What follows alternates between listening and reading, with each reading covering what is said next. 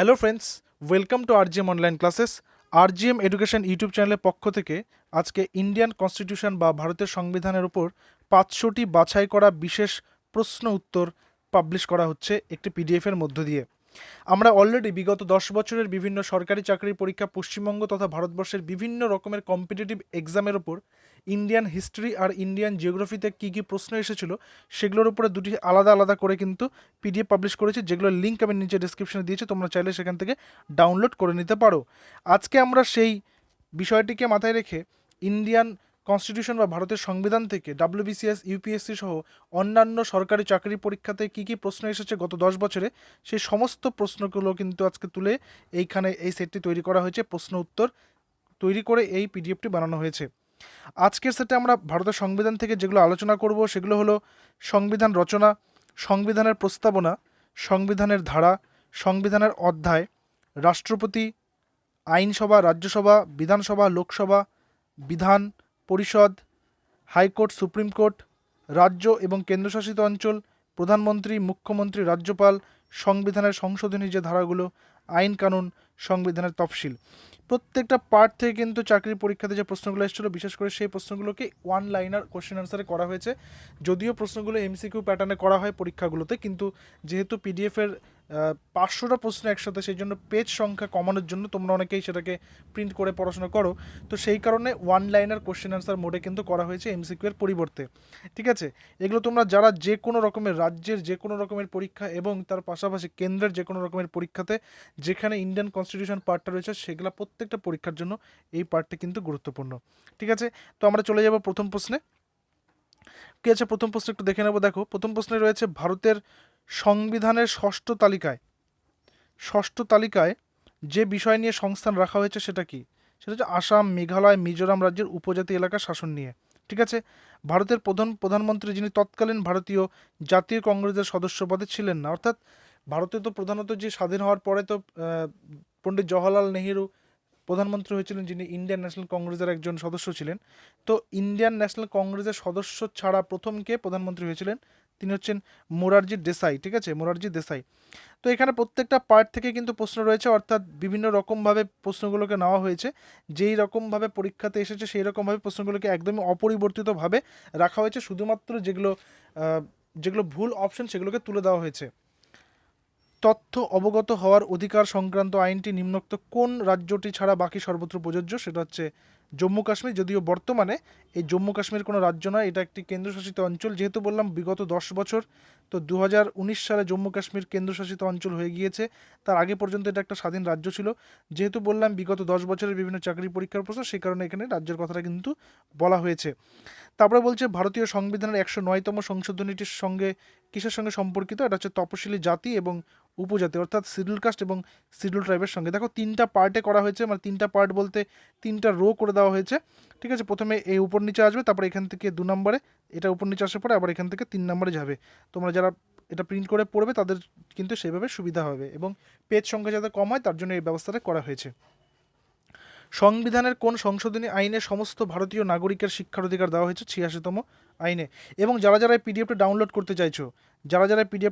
করতে চাইছো তাদের জন্য বলে রাখি, এই ভিডিওর ডেসক্রিপশনে তোমরা একটু দেখে নাও, এই ভিডিওর ডেসক্রিপশনে ডাউনলোড করার লিঙ্ক কিন্তু দিয়েছি।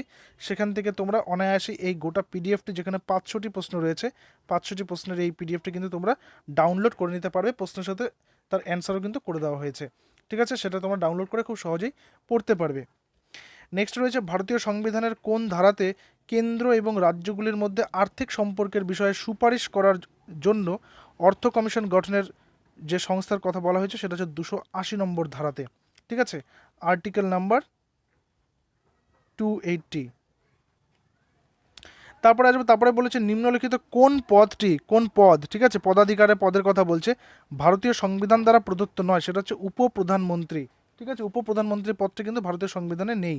তারপরে হচ্ছে সংবিধান সভার সভাপতি কে বা কে ছিলেন? সেটা হচ্ছে রাজেন্দ্র প্রসাদ, এবং ব্র্যাকেটে দেওয়া হচ্ছে দেখো HC মুখার্জি ভাইস চেয়ারম্যান ছিলেন। অর্থাৎ যেহেতু সভাপতি বলছে, তাহলে উপসভাপতি কে ছিল বা সহসভাপতি কে ছিল তার নামও কিন্তু ব্র্যাকেটে দিয়ে দেওয়া হয়েছে। ভারতের নতুন সংবিধান কবে গৃহীত হয়েছিল?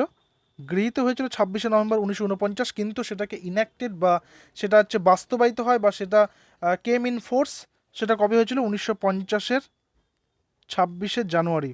অর্থাৎ যেগুলো দেখবে বিশেষ করে সরকারি স্কুলের যে বইগুলো রয়েছে সেই বইগুলোর প্রথমে যে সংবিধান প্রস্তাবনাটা দেওয়া হয়েছে সেখানে কিন্তু এই ডেটটা দেওয়া রয়েছে 26 নভেম্বর 1949, কারণ এই দিন সংবিধানটা গৃহীত হয় এবং 1950-এর 26 জানুয়ারি থেকে সংবিধানটা কার্যকরী হয়।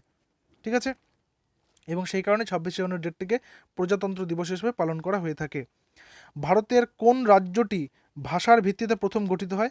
অন্ধ্রপ্রদেশ। তারপরে বলেছে সমাজতান্ত্রিক এবং ধর্মনিরপেক্ষ এই শব্দ দুটি ভারতীয় সংবিধানের প্রস্তাবনায় অন্তর্ভুক্ত হয়েছিল কততম সংশোধনীতে? 42তম, তাই তো? তারপরে বলেছে সংবিধানের কোন সংশোধনী ভোট দানের বয়স 21 থেকে কমিয়ে 18 বছর করা হয়েছে?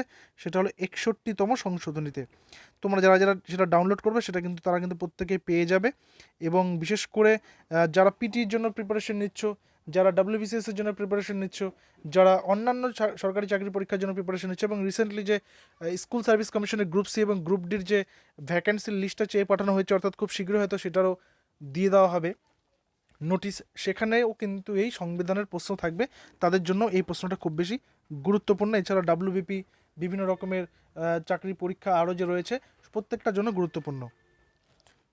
নিম্নলিখিত কমিটিগুলির মধ্যে কোনটি সরকারি ব্যয় নিয়ম মাফিক হয়েছে কিনা তা দেখে? পাবলিক অ্যাকাউন্ট কমিটি বা অ্যাকাউন্টস কমিটি।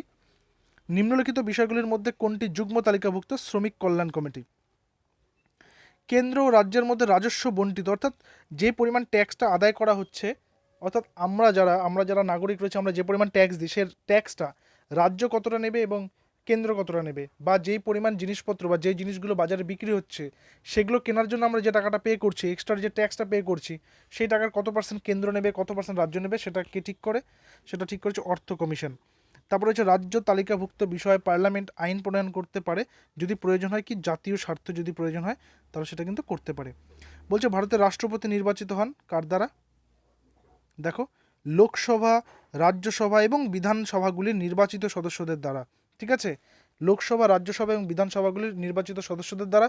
এবং পুদুচেরি ও দিল্লির শুধুমাত্র কেন্দ্রশাসিত অঞ্চলগুলির মধ্যে পুদুচেরি এবং দিল্লি এই দুটো অঞ্চল থেকে নির্বাচিত সদস্যরা কিন্তু সেই ভোট দানে অংশগ্রহণ করতে পারে। বাকি যে 6টা কেন্দ্রশাসিত অঞ্চল রয়েছে তারা সেটাতে অংশগ্রহণ করতে পারে না। লোকসভা স্পিকারকে দুটি বিপরীত বা বিরোধী পক্ষের ভোট সমান সমান হলে ভোট দেন। অর্থাৎ মনে করো যে এরকম হয়ে গেল যে রাষ্ট্রপতি নির্বাচনের সময় যে বিরোধী পক্ষ দুজনে ভোট দিয়েছে সমান হয়েছে, তখন স্পিকার যেদিকে ভোট দেবেন তারা কিন্তু বিজয়ী হয়ে যাবে। ভারতের সংবিধানের ইংরেজি সংস্করণে মোট কতগুলি শব্দ সংখ্যা রয়েছে?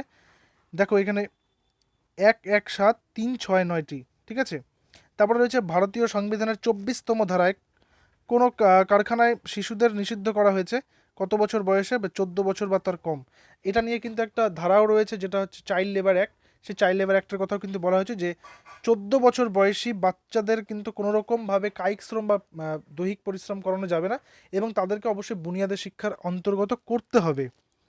এরপরে বলছে নারী এবং পুরুষ উভয়ের ক্ষেত্রে সমান কাজের জন্য সমান বেতন, এটি একটি কি?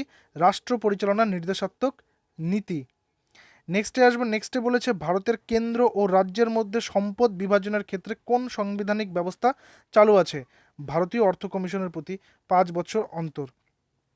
তা বলছে হেভিয়াস কর্পাস শব্দটি সঠিক ব্যঞ্জনা কি? কোনো ব্যক্তির সশরীরে উপস্থিত করা। নিম্নে বর্ণিত মামলাগুলির মধ্যে, দেখো এখানে আমি বললাম যেহেতু প্রশ্নগুলোকে আমরা একদম অপরিবর্তিত রেখেছি, পরিবর্তন করিনি, এবং দেখো মামলাগুলি বলেছে কিন্তু নিচে তো উত্তর শুধু দেখতে পাচ্ছি একটাই, সেই কারণ যে আমরা 3টা যে ভুল অপশন সেটাকে তুলে দিয়েছি। নিম্নে বর্ণিত মামলাগুলির মধ্যে কোন মামলার সুপ্রিম কোর্টের রায়ে কোনো রাজ্য সংবিধানের 365 নম্বর ধারা অনুযায়ী রাষ্ট্রপতি শাসন জারি করা সম্ভব হয়ে উঠেছে? আর বোম্বাই বনাম ভারত সরকার। তারপর হচ্ছে সার্বভৌম সঠিক শব্দটির কোন অর্থটি সঠিক? সেটা হচ্ছে বৈদেশিক নিয়ন্ত্রণ থেকে মুক্ত। অর্থাৎ সার্বভৌম বলতে যে আমরা নিজেরাই, আমাদের দেশ কিন্তু সার্বভৌম, আমরা কারোর কন্ট্রোলে নেই, আমাদের দেশ কারোর কন্ট্রোলে নেই, আমরা স্বাধীন। এরপরে আসছি নাম্বার 26 বলেছে ধর্মনিরপেক্ষতা এই ধারণাটির সঠিক দ্যোতন কি? এটা হচ্ছে রাষ্ট্রনীতি প্রণয়ন ও শাসনের ক্ষেত্রে কোনো ধর্মীয় চিন্তার দ্বারা পরিচালিত হয় না। অর্থাৎ রাষ্ট্র যখন কোনো একটা নতুন বিল, কোনো একটা নতুন নিয়ম বা কোনো একটা নতুন আইন পাস করছে তখন কোনো রকম বিশেষ ধর্মের দ্বারা তারা অনুপ্রাণিত হবে না, বা কোনো বিশেষ ধর্মকে তারা ক্ষতিগ্রস্ত করার উদ্দেশ্যে সেগুলো বিল পাস করতে পারবে না। তারপরে বলেছে নিম্নে উল্লেখিত দেশগুলির মধ্যে কোন দেশের সংবিধান প্রচলিত আচার আচরণ গুরুত্বপূর্ণ ভূমিকা পালন করে? সেটা হচ্ছে ব্রিটিশ সংবিধান। এরপর আসবে নাম্বার 28। 28-এ বলেছে ভারতের সংবিধান চালু হওয়ার সঠিক সাল। চালু হওয়া মানে কি কার্যকর হওয়া, এটা কিন্তু এই জায়গাটা কিন্তু অনেক সময় কনফিউশন হয়। গ্রহণ করেছি আমরা 26শে নভেম্বর 1949-এ, কিন্তু কার্যকর হয়েছে বা চালু হয়েছে 26শে জানুয়ারি 1950। বাংলাদেশের রাষ্ট্র তৈরি হয় কোন বছর? 1971 সালে। তার আগে নাম ছিল পূর্ব পাকিস্তান। নাম্বার 30 আছে পশ্চিমবঙ্গের পঞ্চায়েতগুলির নিম্নলিখিত কর আদায়ের ক্ষমতা রাখে কে বা কোন দপ্তর? সেটা হচ্ছে টোল ট্যাক্স ও জলকর। তারপরে বলেছে ভারতীয় সংবিধান অনুযায়ী রাজ্য বিধানসভাগুলি পাশ করতে পারে কি? রাজ্য সরকারের বার্ষিক বাজেট। ভারতীয় সংবিধান অনুযায়ী কৃষিক্ষেত্র হলো, কৃষিক্ষেত্র কি অঙ্গরাজ্যের বিষয়? ভারতের সংবিধানের শীর্ষ ব্যাখ্যাকারকে? Supreme court. ভারতীয় সেনাবাহিনীর সুপ্রিম কমান্ডারকে? ভারতের রাষ্ট্রপতি। নাম্বার 35 বলছে ভারতের রাষ্ট্রপতি নির্বাচিত হন কিভাবে? লোকসভার, রাজ্যসভা এবং রাজ্যগুলির বিধানসভার সদস্যদের দ্বারা। তারপরে হচ্ছে ভারতীয় সংবিধান কর্তৃক সুরক্ষিত মৌলিক অধিকারের সংখ্যা কত? 6। আগে 7টা ছিল, কিন্তু সম্পত্তির অধিকারকে পরবর্তীকালে ওটা আইনি অধিকারের মধ্যে চলে যায়, ওটা মৌলিক অধিকার থেকে কিন্তু সরে যায়। বাক স্বাধীনতা হচ্ছে একটি কি মৌলিক অধিকার বা ফান্ডামেন্টাল রাইটের মধ্যে পড়ে। ভারতের রাষ্ট্র ব্যবস্থা হচ্ছে গণতান্ত্রিক রাষ্ট্র ব্যবস্থা, অর্থাৎ এখানে যে সরকার বা যে আইন সেই সমস্ত কিছু যে চলে সেটা কে নিয়ন্ত্রণ করে? নিয়ন্ত্রণ বলতে পরোক্ষভাবে নিয়ন্ত্রণ করে বলতে ভোটিংয়ের মাধ্যমে জনগণ বা যে সাধারণ মানুষ রয়েছে তারা নির্বাচন করে, সেই কারণে এটা গণতন্ত্র। ভারতবর্ষের রাষ্ট্র ব্যবস্থা হচ্ছে যুক্তরাষ্ট্রীয় রাষ্ট্র ব্যবস্থা, কারণ এখানে বিভিন্ন রকমের অঙ্গরাজ্য এবং তারপর তার পাশাপাশি যে বিভিন্ন কেন্দ্রশাসিত অঞ্চল প্রত্যেকে মিলে একটি সরকার চালায়, এবং তারপর তাদেরও আলাদা আলাদা কিন্তু রাজ্য সরকার কেন্দ্রশাসিত অঞ্চলের আলাদা আলাদা যে রাষ্ট্রপতির আন্ডারে যদিও থাকে তবুও রাষ্ট্রপতি চাইলে সেখানে প্রশাসক নিয়োগ করতে পারে। সেই কারণে পুরোটা একসাথে মিলে একটা যুক্তরাষ্ট্রীয় শাসন ব্যবস্থা বা আমাদের দেশটা যুক্তরাষ্ট্রীয় রাষ্ট্র ব্যবস্থা রয়েছে। যুক্ত সার্বভৌম বাংলার একজন প্রবক্তা কে ছিলেন? এইচ.এস. সোহরাওয়ার্দী। তারপরে বলছে কার প্রতিবেদনে যুক্তরাষ্ট্রের ধারণা প্রথম প্রস্তাবিত হয়? মতিলাল নেহেরু।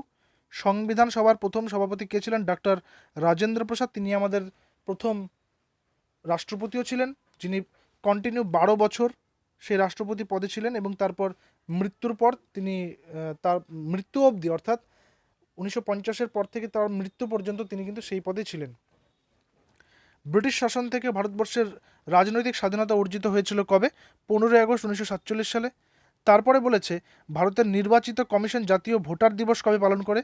25শে জানুয়ারি। ভারতের পঞ্চায়েত ব্যবস্থা প্রবর্তিত হয় কবে? 73তম সংবিধান সংশোধনীর সময়। নেক্সটে বলেছে ভারতীয় সংবিধান অনুযায়ী শিক্ষা একটি কিসের অন্তর্ভুক্ত? যুগ্ম তালিকার অন্তর্ভুক্ত। তারপরে বলেছে ভারতের যুক্তরাষ্ট্রীয় বিচারালয় গঠিত হয়েছে কোন সালের আইনে? 1935 সালের আইনে। ঠিক আছে। তারপরে বলা হয়েছে সুপ্রিম কোর্টের বিচারকের অবসরের সময় কত? 65 বছর। আর ভুল বিবৃতি চিহ্নিত করতে বলছে। এখানে দেখো, এখানে আমি বলেছিলাম না যে আমরা অপরিবর্তিত রেখেছি, তো কিছু প্রশ্ন তোমরা এরকম পাবে। এইগুলো প্রশ্ন কিন্তু না দিলেও চলতো, কিন্তু দেওয়ার একটা কারণ হচ্ছে এই ধরনের প্রশ্ন পরীক্ষাতে আসে, সেটা তোমাদেরকে জানানোর জন্য। ঠিক আছে। ভুল বিবৃতি মানে এখানে 4টা স্টেটমেন্ট ছিল, তার মধ্যে কোনটা ভুল সেটা বলা হয়েছে। এখানে বলা হয়েছে রাষ্ট্রপতি ক্যাবিনেট মিটিংয়ে সভাপতিত্ব করেন, তিনি কিন্তু সেটা করেন না। আবার একটা দিয়েছে সেম একই রকম ভুল বিবৃতির চিহ্নিতকরণ করতে বলছে অর্থ বিলের উপরে ক্ষমতা আছে। ঠিক আছে, রাজ্যসভার। তারপরে বলেছে যে 51 নম্বরে বলছে কোন বছর মৌলিক অধিকার এবং জাতীয় অর্থনৈতিক নীতি বিষয়ে কংগ্রেস প্রস্তাব গ্রহণ করে? 1935 সালে। আর নিম্নলিখিত কোনটি সংবিধানের মৌলিক অধিকার হিসেবে স্বীকৃত নয়? সেটা হচ্ছে যথেষ্টভাবে জীবিকা অর্জনের অধিকার। দেখো, এখানে 52টা প্রশ্নই আমি আজকে আলোচনা করছি। এখানে মোট 500টা প্রশ্ন তোমরা কিন্তু পাবে। তোমরা যখন স্ক্রল করতে করতে নিচে চলে যাবে, তোমরা যখন পিডিএফটা নিয়ে নেবে, নেওয়ার পরে যখন স্ক্রল করতে করতে নিচে চলে যাবে, তো একদম শেষ পেজে গেলেই তোমরা বুঝতে পারবে যে 500টা প্রশ্ন এখানে টোটাল কিন্তু রয়েছে। তো এই একটা ভিডিওর যদি 500টা প্রশ্ন আলোচনা করি তাহলে সেটা অনেক লেন্দি হয়ে যাবে, অনেক বড় হয়ে যাবে এবং অনেক সময় সাপেক্ষ ব্যাপার হয়ে যাবে। সেই কারণে আমরা আজকে ওই পর্যন্তই করলাম। এবং 500 নম্বর প্রশ্ন তোমরা দেখতে পাচ্ছ যে ইউপিএসসি বা ইউনিয়ন পাবলিক সার্ভিস কমিশনের সভাপতিত্ব কি বলছে? কোনো পদ গ্রহণ করতে পারেন না। তো এই হচ্ছে আমাদের আজকের পিডিএফের মোট 500টা প্রশ্নের অংশ ছিল, যেটা ভারতের সংবিধান থেকে। তোমরা ওটা কিন্তু সেখানে করতে পারো, ডাউনলোড করতে পারো। ডাউনলোডের কোনো সমস্যা হলে সেখানে নিচে যে হোয়াটসঅ্যাপ নাম্বার দেওয়া হয়েছে সেটাতেও তোমরা যোগাযোগ করতে পারো। ঠিক আছে, দেখা হচ্ছে পরবর্তী ক্লাসে। Till then stay connected with RGM education YouTube channel. Thank you very much.